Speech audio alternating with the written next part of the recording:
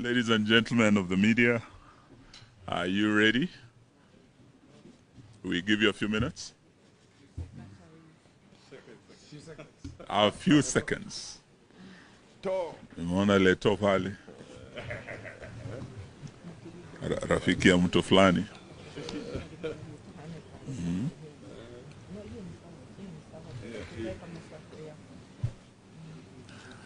So I think when you're ready, you can give us a signal. A short statement, well, it's not that short, about the protests beginning tomorrow. They will run through Thursday all the way to Friday. And I wish to start, then I'll invite the Honorable Dr. Stephen Kalonzo Musyoka.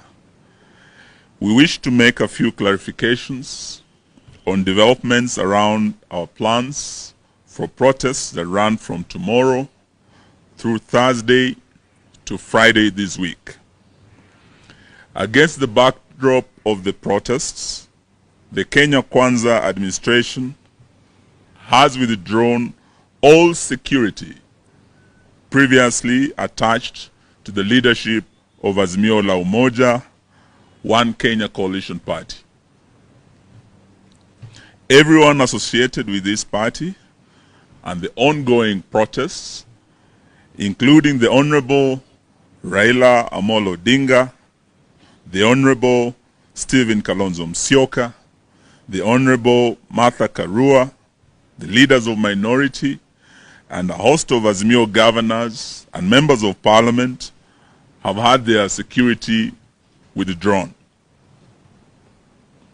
This withdrawal of security completes a process that began weeks ago with scaling down and in some cases removal of the security cover of several of the party's leaders in parliament.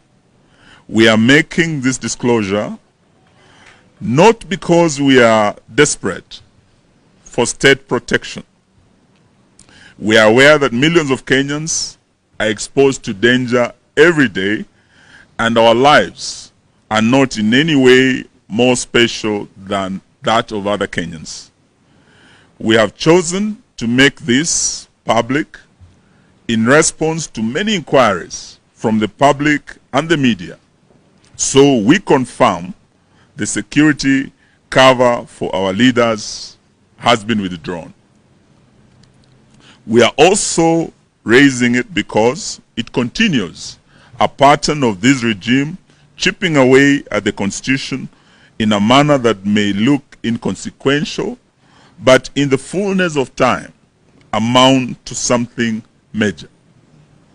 This is how dictatorship starts, by chipping away at the Constitution and established traditions, suspending civil liberties, the rule by decree, repression of political opponents, not abiding by the procedures of the rule of law, and the existence of a cult of personality centered on the leader.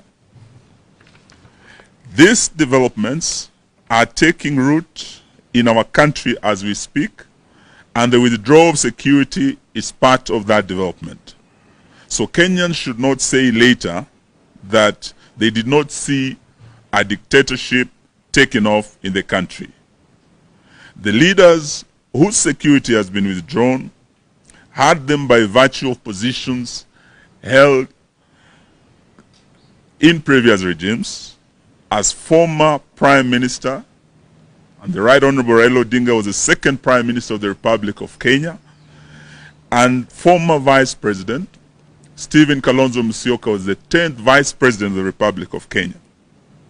Honorable Raila Odinga and Honorable Stephen Musyoka are entitled to round-the-clock protection by the state, not as a favor, but by provisions of our laws. It is expected that a decision is taken to maintain, enhance, reduce the security cover of officers based on intelligence about threats perceptions faced by these public figures. We do not understand what intelligence perceptions informed the withdrawal of the security of the second Prime Minister of our Republic and the 10th Vice President of our Republic. Azimio sees this latest step as a continuation of the Kenya Kwanza signature politics of revenge, intimidation, blackmail, and physical assassination that also abuses the Constitution. We take note that the withdrawal of security has been effected at a time when Kenya Kwanza has revived a properly resourced killer squad named Operation Support Unit under a certain Zachary Kuria, and it is embedded in the official police service for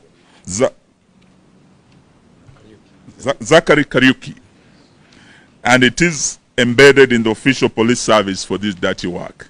I now wish to invite the Honorable Dr. Stephen Kalonzo Musyoka to make the rest of the statement. Then invite Honorable Karua. Thank you. We have